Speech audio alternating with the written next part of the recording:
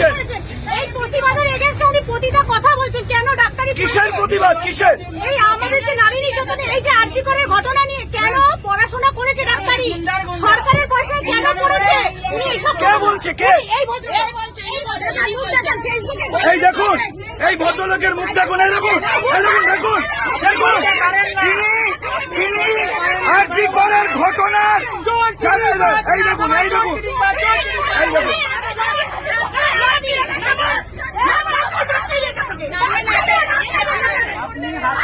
দেখুন, এই ভদ্রলোক আরজি করের ঘটনাকে ওই নারী নির্যাতনকে সমর্থন করছে, বলছেন যে এগুলো বাড়াবাড়ি হচ্ছে। উনি এই ঘটনাকে সমর্থন করছেন। যে মহিলারা আমাদের, যে ডাক্তাররা করোনা পরিস্থিতিতে প্রাণ বাজি রেখে আমাদের বাঁচিয়েছেন, সেই ডাক্তার আরজি করে ধর্ষিতা ধর্মতলা থেকে যে মহিলারা বাসে রয়েছেন তাদেরকে উত্ত্যক্ত করতে করতে এসছেন। কোথা থেকে আসছেন আপনি? আমি আকাশবাণী থেকে উঠেছি, উনি তখন থেকে কন্টিনিউয়াসলি বলে যাচ্ছেন। কি বলছেন? এই কেন মিছিল হচ্ছে, কেন প্রতিবাদ হচ্ছে, কেন রাস্তায় জ্যাম হচ্ছে, কেন বাস ঘুরিয়ে নিচ্ছে, মানে এত অসভ্য অসভ্য কথা বলছেন উনি। দেখুন, উনি বলছেন ওনার সুবিধা অসুবিধে, ওনার সুবিধা অসুবিধে।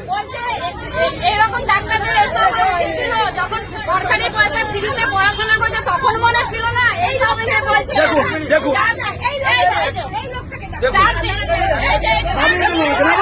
দেখুন, পুলিশ আসছে, নাবান ওনাকে, নাবান, একদম বাজে লোক। দেখুন, পুলিশ এসে নামিয়ে দিচ্ছি না। রাখুন, যে পাড়ার ইনি সেই পাড়ার লোকেরা চিনবেন, এই ভিডিওটাকে ভাইরাল করবেন। এটা 71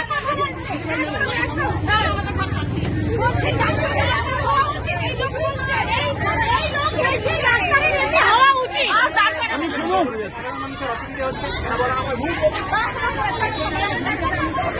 এই কন্ট্রাক্টর দাদাকে যাতা বলেছে, এই কন্ট্রাক্টর দাদাকেও যাতা বলেছে আমাদের সামনে।